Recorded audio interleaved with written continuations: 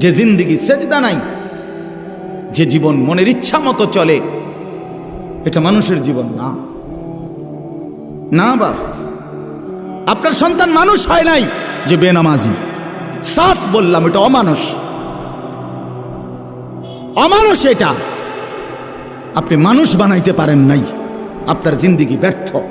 ওই বাবার জীবন ব্যর্থ, মুসলমান হওয়ার পরেও যে তার সন্তানকে নামাজি বানাইতে পারে। ওই মার জিন্দিগি ব্যর্থ, মুসলমান হওয়ার পরেও যে তার মেয়েকে পর্দানশীল বানাইতে পারে নাই। ওই জিন্দিগি ব্যর্থ জিন্দিগি। ঘর করে দিছে, ঘর, হ্যাঁ ঘর করে দিছে। আমনে মূল্য ঘর করতে পারল, বহুত ব্যাড হইতে এরকম দুনিয়াতে। ছোটবেলায় বাচ্চার বাপ মরিয়া গেছে, হেইতে বড় হইয়া বিল্ডিং করছে, ঘর করছে, বিয়ে করছে, জমি জামা কিনছে। এটি অসুবিধা নেই, আপনি মরিয়া দেখেন হইতে পারবো? বলেন এরকম নাই তো? আপনি একেবারে উল্টে এলেছেন, ঘর করে দিছেন। ঘর করে দিছেন কি আবার? ঘর তো সেও করতে পারত, কিন্তু তার আখেরাত বরবাদ করে দিলেন কেন? তারে আল্লাহ চিনাইলেন না কেন? তারে নামাজে বাধ্য করলেন না কেন? আপনি বলতেছেন শোনে না, শোনে না। তো এখন 16 বছর বয়সে না শোনে না, 7 বছর বয়সের সময় কিটছিলেন, চিরা চাবাইছিলেন। 6 বছর বয়সের সময় কি করছিলেন? চিরা চাবাইছিলেন। তখন কেন তারে নামাজি বানাইলেন না? তখন কেন তারে সাথে করে মসজিদে নিলেন না? আপন সন্তানের সামনে কেমনে বিড়ি খাইলেন? হেইতে কি শিখলো আমনের থেকে? আপন সন্তানের সামনে গালি দেন কেমনে? হ্যাঁ, আপন সন্তানের সামনে বেডির নাচ চান কেমনে টেলিভিশনে বইয়া? হ্যাঁ, আপনি এই নিকৃষ্ট রুচির মানুষ, আমনের ভূত মানুষ হইব কেমনে? কি গাজরের কথা! বিড়ি খাইতে খাইতে বেটা কয় ভূত মানুষ, পড়ালেখা করো। হেইতে যদি আব্বা আপনি ইদি হইলেন না,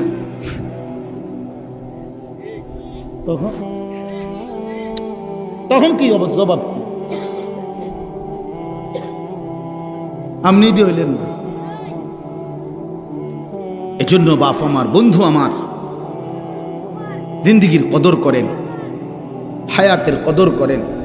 প্রতি সেকেন্ড, প্রতি সময়, প্রতি ঘন্টা, প্রতি মিনিট আর আসবে না, আর আসবে। প্রতিটা সেকেন্ড আর আসবে না, আর আসবে। এই যে 17ই অক্টোবর 2024 রোজ বৃহস্পতিবার, ঠিক এই শিরোনাম পৃথিবীতে আর কোনোদিন হবে না। হবে আগামী বছর 17ই অক্টোবর আসবে, সেটা তো 2025 সাল। আগামী সপ্তাহে বৃহস্পতিবার হবে, কিন্তু সেটা তো 17 তারিখ না, 24 তারিখ। কথা বলেন। তাহলে 17ই অক্টোবর 2024 রোজ বৃহস্পতিবার আর কোনোদিন হবে? আর কোনোদিন হবে? কোনো ঘন্টা আর ফিরে আসে না, কোনো মিনিট, সেকেন্ড, মুহূর্ত আর ফিরে আসে। যা চলে যায় তা চলেই যায়।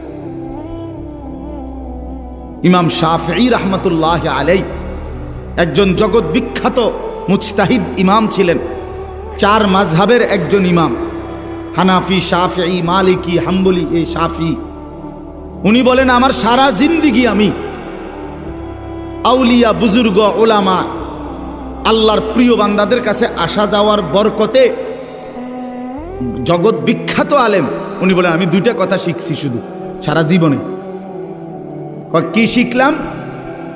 1 নাম্বার শিখছি আল ওয়াক্তু সাইফুন ইন লাম তাকতাহু কাতাআকা। আমি প্রথম কথা শিখছি যে সময় হলো তরবারির মতো, তুমি যদি তাকে না কাটো সে তোমারে কেটে ফেলবে। তুমি যদি না ভাগ করো, আমি আধা ঘন্টা বিশ্রাম করব, 10 মিনিট নাস্তা করব, জোহরের নামাজ আমার 1টা 30-এ, আমি 12টা 50-এর ভিতরে আমার কাজ শেষ করব, 1টা 10-এর ভিতরে গোসল করে নামাজের জন্য রেডি হয়ে যাব। হ্যাঁ, আসরের নামাজ আমার 4টা 15-তে, আমারে 3টা 50-এর ভিতরে উঠে যাইতে হবে, অজু করে নামাজে যাইতে হবে। এভাবে সব কাজ যদি তুমি কাইটা সময়ের মধ্যে ভাগ না করো, সময় তোমারে কাটতে কাটতে তোমার উপর দিয়ে চলে যায়। আপনারা যখন রাত্রেবেলা, আমি অনেক সময়টা খেয়াল করি, রাত্রেবেলা নীরবে যখন আমরা ঘুমাই, লাইট বন্ধ হয়ে যায়, তখন ওই দেওয়াল গড়ির কাঁটা খেয়াল করেন যে সেকেন্ডের কাঁটা এটা যে ঘুরে, এটা কট কাট কাট কাট কাট কাট করে, মানে ছোট্ট ছোট একটা আওয়াজ করতে করতে এটা ঘুরে। তা আমার সব সময় এটার আওয়াজটা মনেই হয় যে এটা যেন আমারে কাটতে কাটতে চলে যাচ্ছে। তা আমি যদি সময়কে কাজে না লাগাই, আমি যদি সময়কে ভাগ না করি ইবাদতের জন্য, আখিরাতের জন্য, দুনিয়ার জন্য, ব্যবসাও করবেন, নামাজও পড়বেন, বাজারও করবেন, জামাতও ধরবেন, আপনি মিলাইয়া নিবেন, আপনি ভাগ করে নিবেন, সাজায়া নিবেন। হযরত বলেন ইমাম শাফিঈ, নাই তো সময় তোমারে কেটে কেটে চলে যাবে। 10টা বাজে ঘুমাইছেন, উঠে দেখবেন 6 ঘন্টা চলে গেছে। 12টা বাজে ঘুমাইছেন, উঠে দেখবেন 3 ঘন্টা চলে গেছে। আপনার জন্য একটি সেকেন্ড সময় দাঁড়াবে না। দাঁড়াবে কি বাপ? দাঁড়াবে না। কাজে লাগাইলেও চলে যাবে সময়, কাজে না লাগাইলেও সময় চলে যাবে। রাত শেষ হয়ে যাবে, আজকের রাত শেষ হবেই, বাসর রাতও শেষ হবে, জেলখানার রাতও শেষ হবে, আর আসবে না সময়। আর 2 নাম্বার হলো, হযরত বলেন ইমাম শাফিঈ রাহমাতুল্লাহ আলাইহি, আমি দ্বিতীয় কথা শিখছি, নাফসুকা ইন শাগালতাহা বিল হক ওয়া ইল্লা শাগালাতকা বিল বাতিল। মনের চাহিদাকে যদি তুমি জোর কইরা নেক কাজে, হকের কাজে জোর কইরা যদি না লাগাও, তাইলে নফস, মনের চাহিদা তোমারে সারাক্ষণ গুনাহ আর নাফরমানির কাজে লাগায় রাখবে। তুমি ছাইরা দাও শুধু যে আমি আল্লাহর মাধন মানি না, রাসূলের কথা মানি না, কোরআনের কথা মানি না, ইসলামের কথা মানি না, কে কি বলছে এগুলো আমার দরকার নাই, আমার মনে যা চায় তাই করব। হযরত বলেন এই তুমি যদি মনের চাহিদাকে ছেড়ে দাও, তাহলে সে তোমার 24 ঘন্টা আল্লাহর নাফরমানির মধ্যে লাগায় না। এই যে মোবাইল টিপতে আছে রাতের 3টা বাজে, মোবাইলে টিপে, বুঝেন নাই? রাতেরও শেষ নাই, দিনেরও শেষ নাই, চলছে মোবাইল, চলছে নাচ গান, নর্তকী, ছবি, জিনা, ব্যভিচার, উলঙ্গ দৃশ্য, খালাস, জিন্দেগি শেষ, জিন্দেগি শেষ। হাঁটতে হাঁটতে মোবাইল টিপতেছে, পেশাব করতে আছে মোবাইল টিপতে আছে, বাথরুমের ভিতরে মোবাইল টিপতে আছে। মোবাইল তারে এমনে খাইছে যে এটার ভিতরে তার জিন্দেগি দিয়ে দিছে। হায় হায় মুসলমান, মুসলমানের নওজোয়ান, কোন যুবক তর তাজা নওজোয়ান এত ফালতু হয় না। তারে যুবক বলে না বেটা, যার জীবনে কোনো কর্মের উদ্দীপনা নাই, মেহনতের জজবা নাই, ফিকির নাই, দেশ গড়া, মানুষ গড়া, জাতি গড়া, ইসলাম রক্ষা করা, ইমানের জন্য জান কোরবানি করা, এমন হিম্মত যার মধ্যে নাই, ওইটা কোনো যুবকে না, এটা বুড়া, এটা অলস, অকর্মণ্য, অপদার্থ ছাড়া আর কিচ্ছু না বেটা। 24 ঘন্টা শুধু তোর বেডি ছাড়া, নারী ছাড়া, নর্তকী ছাড়া, জিনা ব্যভিচার ছাড়া, উলঙ্গ দৃশ্য দেখা ছাড়া রাত কাটে না, দিন কাটে না। তুই একটা পচা গন্ধা মরা লাশ ছাড়া আর কিচ্ছু না বেটা। এটা ফালতু লোক বেটা, ফালতু লোক বেটা, এটা একটা বাজে লোক বেটা, অপদার্থ ছেলে তুই বেটা, অকর্মণ্য জিন্দিগি বুঝি আল্লাহ তাআলা এই শরীর, স্বাস্থ্য, যৌবন, শরীরের এই সৌন্দর্য আল্লাহ বুঝি দিছে হুদয় বেডি সাউনের লেগে। এটা বুঝি কথা হইল মিয়া? সারাদিন মোবাইল টিপবো, চুলেডারে বারবার ফিরাবে আর বন্ধুদের সাথে আড্ডা দিবি। এটা কিতা? এটা তো মানুষ না, এটা প্লাস্টিক, এ তো ফালতু লোক। যে জিন্দিগি মেহনত করে না, যে জীবন কর্ম করে না, যে জীবন ফিকির করে না, সেটা আবার কিসের জীবন? কেন আল্লাহ দিল দিলেন? কেন আল্লাহ চোখ দিলেন? কেন আল্লাহ কান দিলেন? কেন আল্লাহ শরীরের মধ্যে সক্ষমতা দিলেন? এই জন্য ভাইয়া আমার, বন্ধু আমার, সবাই মিলে আমরা ভাবা দরকার। চাচারা আপনাদেরকেও বলি, শেষ হায়াত আল্লাহ তাআলা চা দোকানের জন্য দেয় নাই। আপনার শেষ বয়স সারাদিন বইয়া বইয়া ফান খাওয়ানোর লেগে দেয় নাই। শেষ হায়াত আল্লাহ তাআলা বইয়া বইয়া বিড়ি খাওয়ানোর লেগে দেয় নাই।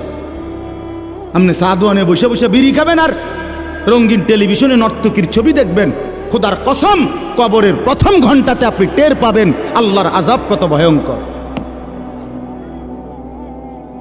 আপনি টের পাবেন। হ্যাঁ হ্যাঁ, আপনি তো মস্কারি মনে করেন না। সুপারিশ এটা মামুর বাড়ি না।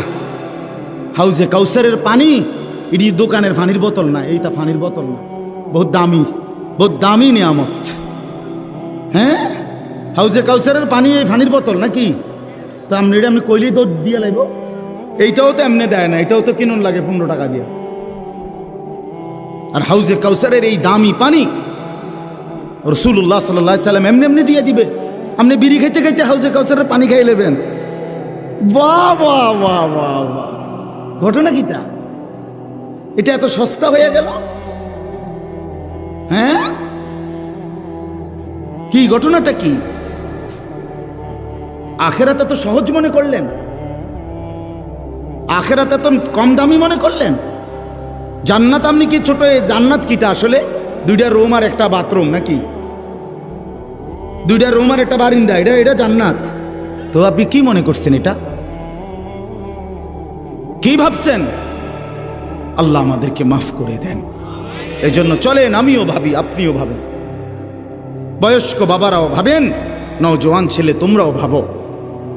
আরেকবার ইনসাফের সাথে ভাবো ভাইয়া, জিন্দিগির আপাদ মস্তক, রাতের কি খবর, দিনের কি খবর, সকালের কি খবর, বিকালের খবর।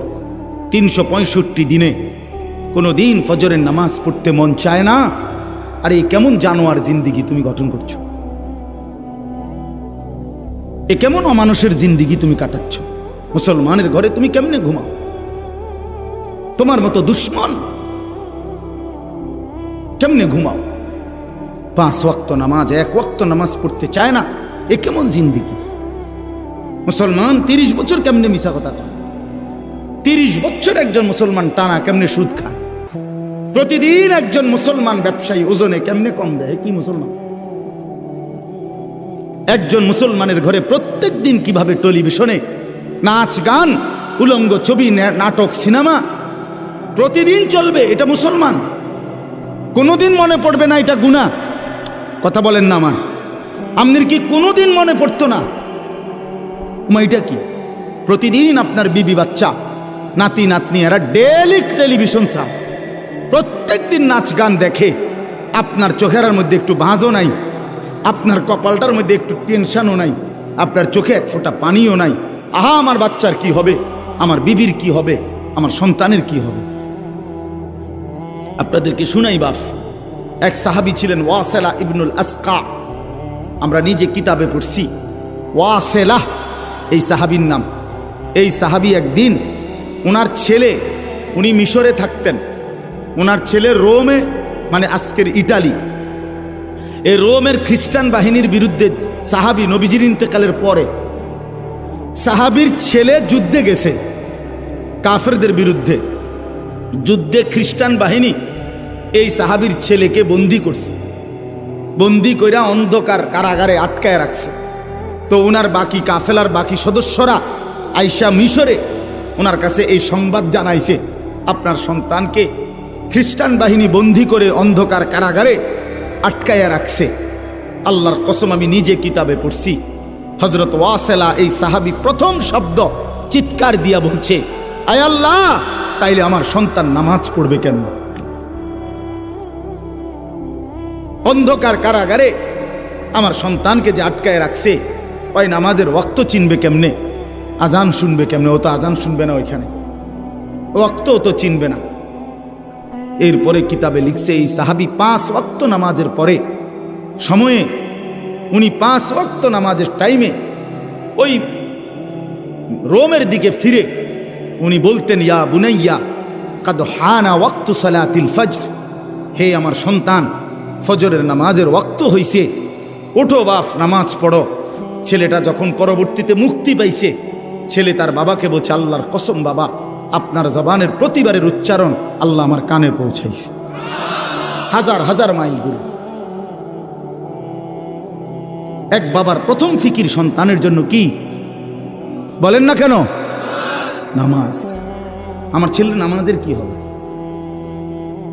আরো আশ্চর্য শুনেন, মুসলিম শরীফের হাদিস আছে, নবী সাল্লাল্লাহু আলাইহি সাল্লাম সাহাবীদেরকে একদিন শুনাইছেন যে আল্লাহর এই জমিনে শেষ জামানায় সর্বশ্রেষ্ঠ কাফের, সবচেয়ে বড় কাফের বের হবে।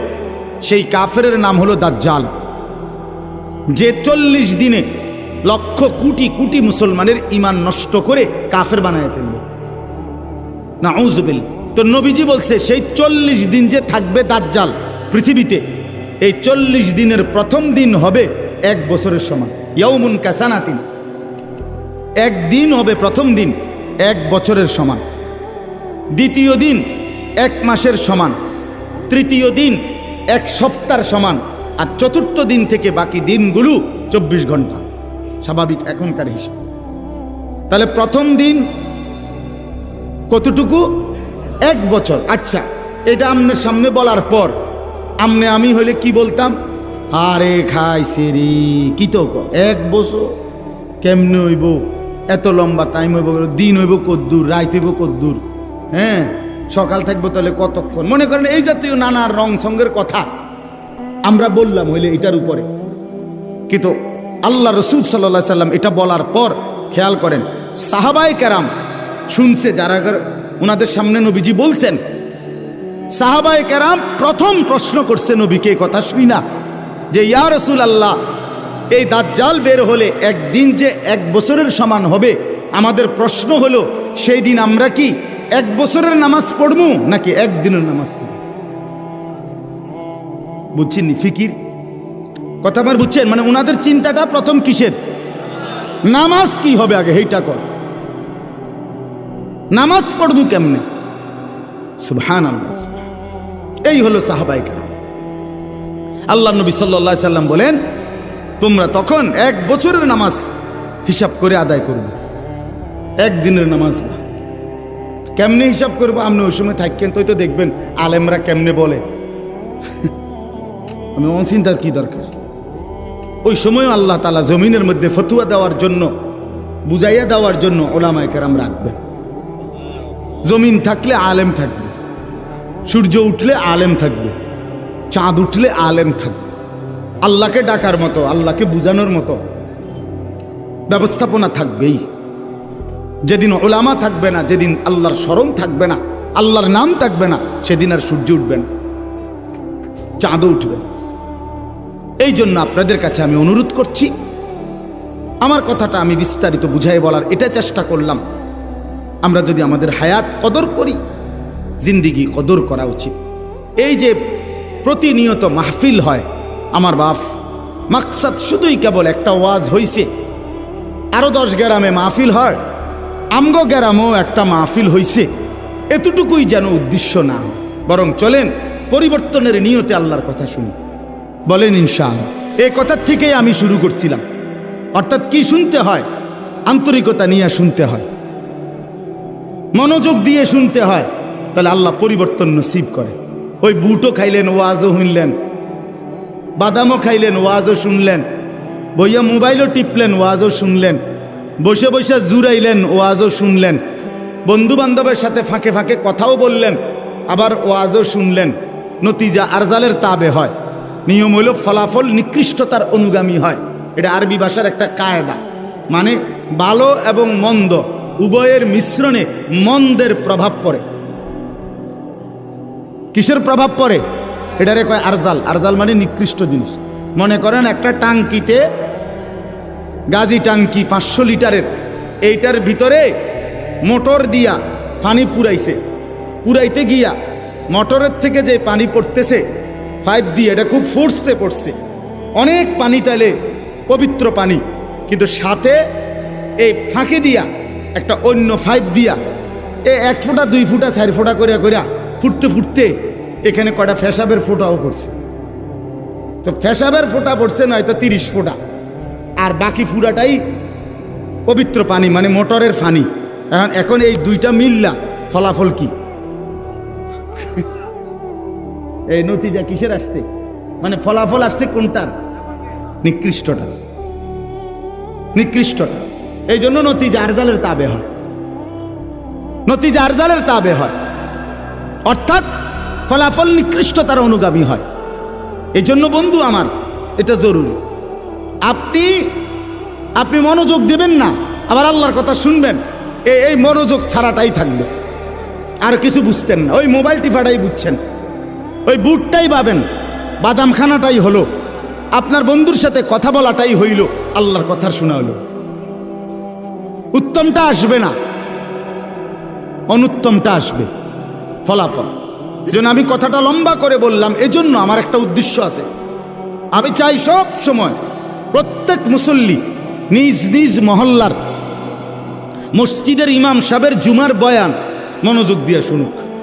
এটা আমার একটা সাধনা, আমি সব সময় এটা বলি। মসজিদের মুসল্লিরা যদি এক বছরে 52 সপ্তাহ যদি নিজ মহল্লার ইমাম সাহেবের বয়ান মনোযোগ দিয়ে শুনে, বিশ্বাস করেন ধীরে ধীরে জিন্দিগি বদলায় যায়। এতদিন শোনার পরও আপনার কোনো লড়াচড়া হয় না, আপনি কিতা শুনলেন?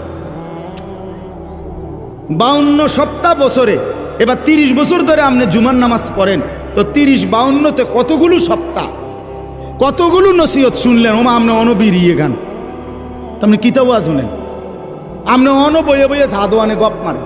এখনো আপনি আগ করলে গালির লগে মাটির তলে সাপ উঠতে দেয়, এমন নিকৃষ্ট গালি দেয়। মধ্যে তো আপনি কি ওয়াজ শুনেন, কার কথা শুনেন, কারে কয় কে শুনে, আপনি দি কোনো লড়াছড়া নাই, পরিবর্তন নাই। কথা বোঝেন নাই আমার কথা? তো ছিল কি হবে, পরিবর্তন হবে। একদিনে বলি না, আপনারে বলি না যে আজকে রাতের ভিতরে আপনি আব্দুল কাদের জিলানী হইতেই বলে একদম টাঙ্গাই এলাম। এটা কি এমন কিছু বলেন না? আপনারা এটা বলছি তো। একদিনে কি জুনায়েদ বাগদাদি হওয়া সম্ভব? জুনায়েদ বাগদাদি নিজে হইছিনি একদিনে, তো আপনি হইবেন কেমন?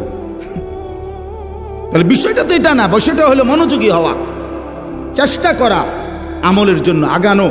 ধীরে ধীরে আগাইলে আল্লাহ তাআলা বরকত দেবে। আল্লাহ আমাদেরকে তৌফিক দান করেন, আল্লাহ আমাদেরকে কবুল করে নেন, আল্লাহ তাআলা আমাদেরকে ফিকির দান করেন। অনেক যুবক বসছো ভাইয়া, আল্লাহ তাআলা সমস্ত নওজোয়ানকে আল্লাহর দ্বীনের জন্য, নামাজের জন্য, ঈমানের জন্য আল্লাহ কবুল করে নেন। আমি যে আয়াত আমি পড়ছি, এই আয়াতটার এবার বাকিটুকু সময় সংক্ষিপ্ত কয়েকটা কথা বলতে চাই। আগে একটা কথা বোঝেন, মনোযোগ দিয়ে। এখন সবাই মনোযোগ দিছেন তো? বুট টুট নাই তো কারো লাগে? সাবধান, বুট খাওয়া কোনো নিষেধ না। আপনি মাহফিলের মুনাজাতের পরে সাথে সাথে তো আর প্যান্ডেল খুলতো না, আপনি এরপরে 1 ঘন্টা বুট খাইয়েন বই, আমার কোনো অসুবিধা। আপনি 14 গোষ্ঠীর বুট সব আপনি খাইয়েন,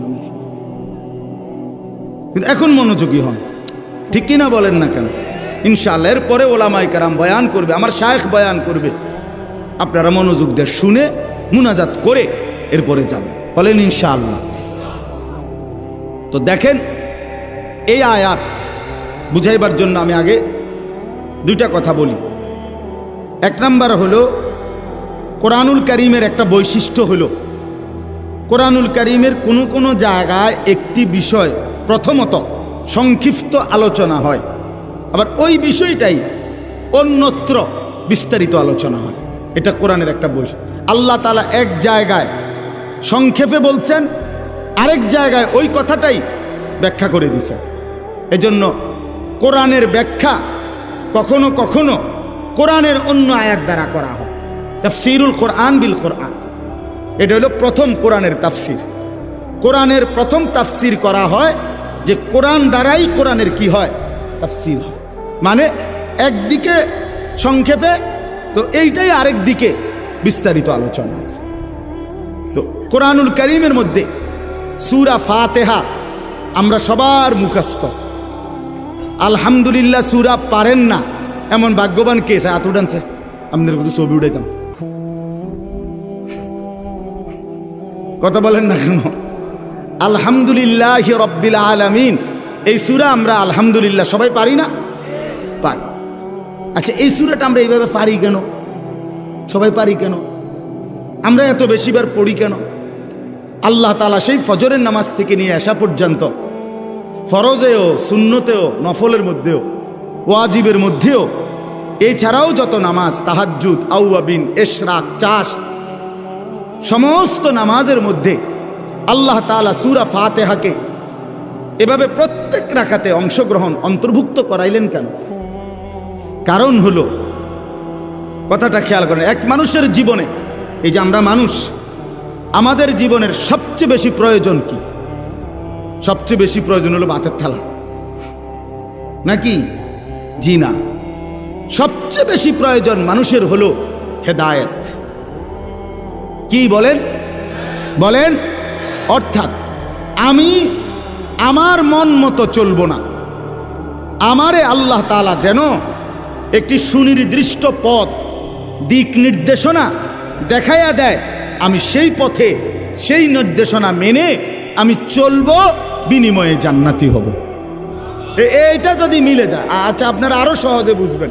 ইদানিংকালে বর্তমান জামানায় মানুষ যখন নতুন কোনো জায়গায় আপনার যায়, তখন ওই বলে ওরে যার জায়গা যাইতেছি লোকেশন পাঠান, তখন ওই বড় মোবাইলের মধ্যে কি পাঠায়?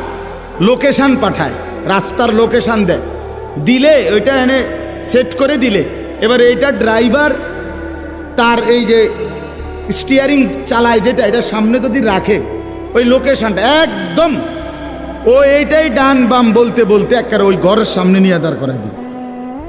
এই যে এখনকার নতুন সিস্টেমে। তাইলে আমি যদি একটা লোকেশন পেয়ে যাই, তাহলে আমার জন্য খুব আরাম হয়, ঠিক কি না বলেন? আরও বলেন, মনে করেন যেমন আমার এখন আরেক জায়গায় বয়ান আছে আজকে, তো ওই বয়ানে যাওয়ার জন্য এখানে একজন ভাই আসছে আমারে নেওয়ার জন্য।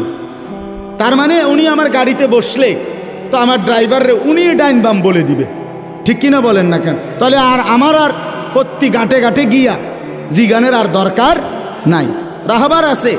এবার ড্রাইভারে তারে জিজ্ঞাসা করে করে সেই বলে দিবে গন্তব্য ডানে বামে সামনে। এই তাহলে এই হেদায়েত পাওয়া, পথ পাওয়া, দিক নির্দেশনা পাওয়া, এটা জীবনের সবচেয়ে বেশি দরকার। আল্লাহ তাআলা যদি এই দৌলত কাউকে দেয়, আল্লাহর কসম তাকে আল্লাহ সর্বশ্রেষ্ঠ দৌলত দিয়েছে, সর্বশ্রেষ্ঠ। যে আল্লাহ আমি এলোমেলো চলতে চাই না, আমি মন মতো চলতে চাই না, মন মতো চললে আমি পথ পাবো না, আমি রাস্তা পাবো না, আমি আপনাকে পাবো না, আমি আখিরাত পাবো না, আমি জান্নাত পাবো না। এই জন্য মানুষের জীবনের সবচেয়ে বড় চাওয়া আল্লাহর কাছে, সেটা হলো হেদায়েত। আল্লাহ আমার একটা লোকেশন দেন, হেদায়েত দেন, আমারে রাস্তা বলে দেন, আমারে পথ দেখায় দেন, আমারে আমার জিন্দেগির নির্দেশনা দিয়ে দেন। এইটা হলো হেদায়েত। তো কোরআনুল কারীমের সূরা ফাতিহা আল্লাহ তাআলা আমাদেরকে এতবার পড়ায়, মূলত এটার উদ্দেশ্য হইল যে আল্লাহ বুঝায়, বান্দা তোমার জীবনে ভাত মাছ চাল ডালের কথা তুমি না বললেও আমি দিতাম, এটা এতবার বলার কিছু নাই। বরং তোমার জন্য সবচেয়ে বড় দরকার হলো এখান থেকে নিয়ে জান্নাত পর্যন্ত পৌঁছার যে লোকেশন, যেই হেদায়েত, যেই নির্দেশনা, এটা তোমার বড় দরকার। তুমি এইটাই আমার কাছে বারবার বারবার সকাল থেকে নিয়ে রাত পর্যন্ত চাইতে থাকো। এই ব্যবস্থা হিসাবে আমি আল্লাহ সূরা ফাতিহা দিলাম, যে সূরা ফাতিহার মূল দোয়াই হলো ইহদিনাস সিরাতাল মুস্তাকিম, ইহদিনাস সিরাতাল মুস্তাকিম। সেই সকাল ভোর থেকে শুরু করলাম, রাত তাহাজ্জুদ গভীর রজনী পর্যন্ত পড়তেই থাকলাম, যেন আল্লাহকে বললাম, আল্লাহ এটা আমার সবচেয়ে বেশি দরকার, সিরাতে মুস্তাকিম, সরল সঠিক পথ, যে পথে চললে, যে পথে হাঁটলে, যে পথে জিন্দেগি চালাইলে আখিরাত মিলবে, জান্নাত মিলবে, আপনার সন্তুষ্টি মিলবে, আপনার জান্নাত মিলে যাবে, ওইটাই আমার বেশি দরকার। আমারে এমন একটা লোকেশন দেন, আমারে একটা হেদায়েত দেন, সিরাতে মুস্তাকিমের রাস্তা বলে দেন। এইটা যদি আল্লাহ গ্রহণ করে, যা বান্দা এতবার বলছো আমি দিলাম, তো বান্দা কামিয়াব, বান্দা কামিয়াব, বান্দা কামিয়াব। এজন্য সিরাতে মুস্তাকিমের দোয়া একটি নিরাপদ রাস্তা, একটি সুন্দর রাস্তা, একটি সরল রাস্তা, যে রাস্তা পৌঁছবে কই পর্যন্ত? জান্নাত পর্যন্ত। বলেন না কই পর্যন্ত? জান্নাত পর্যন্ত। সেই রাস্তা আল্লাহর কাছে চাওয়া, এটাই হলো মোমেনের, ইমানদারের সবচেয়ে বড় চাওয়া। এই জন্য আল্লাহ আমাদেরকে দিয়ে সূরা ফাতিহা প্রত্যেক রাকাতে রাকাতে পড়াইতেছেন, কখনো ইমামের মাধ্যমে, আর আলাদা পড়লে নিজের মাধ্যমে। কিন্তু সূরা ফাতিহা ইমাম সাহেব কোক আর মুক্তাদি কোক সূরা ফাতিহা বলতে হবে কি না বলেন? আচ্ছা, এখন আসেন ইহদিনাস সিরাতাল মুস্তাকিম। আমি আল্লাহর কাছে বললাম আমার সবচেয়ে বেশি দরকার আল্লাহ হেদায়েত, জান্নাতের রাস্তা আমার এখান থেকে নিয়ে ওই পর্যন্ত। এখন আমি এখান থেকে নিয়ে জান্নাতে যাইতে চাই, কি কি করতে হবে, কেমনে কেমনে যাইতে হবে, এটাই হেদায়েত, সিরাতে মুস্তাকিম। এখন মনে করেন এই দোয়াটা আল্লাহ কবুল করলো, করে আপনারে কোরআন শরীফের একটা বাংলা তরজমা অনুবাদ, বুখারী শরীফ, মুসলিম শরীফ, তিরমিজি শরীফ, নাসাই শরীফ, আবু দাউদ শরীফ, ইবনে মাজা, মানে 6টি বিশুদ্ধ হাদিসের কিতাব, এগুলোর বাংলা অনুবাদ, বাংলা তরজমা আপনার কাছে কিন্না আমি আপনার জন্য আইনা এই 6টি হাদিসের কিতাব আর কোরআন শরীফের বাংলা তরজমা আপনার হাতে তুলে দিলাম, দিয়া বললাম ভাই এটির ভিতরেই হেদায়েত আছে, আমনে খুঁজালাম, আমনেটা আমনে বুঝ করে নেন, দেখবেন আমনের 14 বছর 18 বছর গেছে গা, 20 বছর আপনি কোনো আগামাতা পাইতেন না। আপনি নিজে নিজে খুঁজা সবটা আপনি মিলাইতে পারতেন না, তো তাইলে আমার সিরাতে মুস্তাকিম মিলবে কিভাবে, আমার জান্নাতের রাস্তা কিভাবে মিলবে? তখন যেন কথা খেয়াল করেন পরের আয়াত সিরাতাল্লাযীনা আনআমতা আলাইহিম, এর পরের আয়াত এটা কিনা অর্থ হইল আল্লাহ সিরাতে মুস্তাকিম মানে সরল রাস্তা, হেদায়েত আপনি তো আমারে দিবেন, তবে আমারে আমার হাতে দিয়ে দিলে হইতো না যে তুমি এডির থেকে টকায় খুঁজা নাও, তাইলে আমি পারতাম না, বরং আপনি আমার আগে যাদেরকে সিরাতে মুস্তাকিম দিছেন এমন নেককার, এমন নিয়ামত প্রাপ্ত বান্দা আপনার যারা, এমন কাউরে আমারে মিলাইয়া দেন, আমি যেন এমন একজন প্রিয় বান্দা পেয়ে যাই, আপনার একজন পছন্দের বান্দা পেয়ে যাই, যাকে আপনি দয়া করে হেদায়েত দিছেন, ওরে যদি আমি মিলে যাই তাহলে আমি তার পিছনে পিছনে চলে আমিও সেই জান্নাতের রাস্তা, হেদায়েতের রাস্তায় চলে যাব। এটা হলো দ্বিতীয় আয়াতের অর্থ, সিরাতাল্লাযীনা আনআমতা আলাইহিম। আল্লাহ আমি যেই সিরাতে মুস্তাকিম সরল সঠিক রাস্তা চাচ্ছি, আমি এটা একা পারতাম না, আপনি আমার আগে আমার সামনে আমার আগে যাদেরকে হেদায়েত দিছেন তাদের কাউকে আমারে মিলায় দেন, দেখায় দেন, আমি তার পিছনে চলবো, হেদায়েতের রাস্তা পাবো, জান্নাতও পেয়ে যাব। আচ্ছা, এখন ওই যে বললাম সিরাতাল্লাযীনা আনআমতা আলাইহিম, আল্লাহর কাছে আমি বললাম আল্লাহ আপনার নিয়ামত প্রাপ্ত বান্দাদের রাস্তা আমারে দেখায় দেন, আমারে মিলাইয়া দেন। তো এই আয়াতে আইসা আল্লাহ তাআলা এই সূরা নিসার 69 নম্বর আয়াতে আল্লাহ তাআলা পরিষ্কার বলে দিছেন, শুনো আমার নিয়ামত প্রাপ্ত বান্দা হলো 4 শ্রেণী। কয় শ্রেণী? 1 মিনান নাবিয়িন, সমস্ত নবীগণ। 2 অস-সিদ্দিকিন, সমস্ত নবীদের পরে উম্মতের মধ্যে সর্বশ্রেষ্ঠ ইমানদার যে, তারে বলে সিদ্দিক, যেমন আবু বকর সিদ্দিক। এজন্য মনে করেন ওই আদম আলাইহিস সালাম থেকে নিয়ে আমাদের নবী পর্যন্ত লাইন ধরছে, এরপরে উম্মতের লাইন, এরপরে নবীজির পিছনে উম্মতের প্রথম যে ব্যক্তি লাইনে দাঁড়াবে তিনি আবু বকর সিদ্দিক রাদিয়াল্লাহু তাআলা আনহু। এই সিদ্দিক মুহাদ্দিসিনে কেরাম, মুফাসসিরিনে কেরাম অনেকে বলেন সমস্ত সাহাবায়ে কেরাম সিদ্দিক। আল্লাহ তাআলা নবীদের পরে উনাদেরকে সবচেয়ে মর্যাদাবান করেছেন। তো আল্লাহ বলেন সমস্ত নবীগণ আমার নিয়ামত প্রাপ্ত বান্দা, সমস্ত সিদ্দিক যারা নবীদের পরে উম্মতের মধ্যে সর্বশ্রেষ্ঠ সিদ্দিক তাদেরকে বলে তারা আমার নিয়ামত প্রাপ্ত বান্দা। 3 নাম্বার অশুহাদা, সমস্ত শহীদগণ যারা আমার দ্বীনের জন্য জান বাজি রেখে নিজেদের কলিজার খুন জীবন দিয়ে দিছে, শহীদগণ। 4 নাম্বার সালিহিন, আমার নেককার বান্দা, কারা প্রকাশ্যে এবং গোপনে, একাকী এবং সবার মাঝে, সর্বাবস্থায় যারা আল্লাহর হুকুম বিধান পালন করে তাদেরকে বলে সালিহিন, নেককার। ও মানুষের সামনে তো আপনি জিমায় কুমায় বুঝেন না কথা? মানে কারে মনোজন একারে বুজুর্গি বাইয়া ফুটতে আছে, কিন্তু একলা হইলে দিন মানে না, পূর্ণ শরীয়ত মানে না। সেটা আমিও হইতে পারি, যেই হইতে পারি, এমন হইলে হবে না। যার রাত দিন বরাবর, যার আলো অন্ধকার বরাবর, যার একাকী প্রকাশ্য বরাবর, যার মসজিদে ইবাদত যেমন আল্লাহর হুকুম মতো, তার বাজারের ব্যবসাও আল্লাহর হুকুম মতো। কথা বুঝছেন কিনা বলেন? সর্বাবস্থায় সব হালাতে আল্লাহর হুকুমের উপরে যে নির্ভর করে থাকে তারে বলে সালেহীন, নেককার, আল্লাহর প্রিয় বান্দা, আল্লাহ ওয়ালা। তো আল্লাহ বলেন, নবীগণ আমার নিয়ামত প্রাপ্ত, সিদ্দিকগণ আমার নিয়ামত প্রাপ্ত, শহীদগণ আমার নিয়ামত প্রাপ্ত, সালেহীন আমার নিয়ামত প্রাপ্ত। এবার বান্দা, তোমরা যদি জান্নাতের রাস্তা চাও, সিরাতে মুস্তাকিমের রাস্তা চাও, এই আয়াতে আমি ব্যাখ্যা করে বলে দিলাম, নবীদের রাস্তা ধরো, সিদ্দিকের আবু বকর সিদ্দিকের রাস্তা ধরো, শহীদদের রাস্তা ধরো, আমার নেককার বান্দাদের রাস্তা ধরো, তাইলে হেদায়েতও পেয়ে যাবে, জান্নাতও পেয়ে যাবে।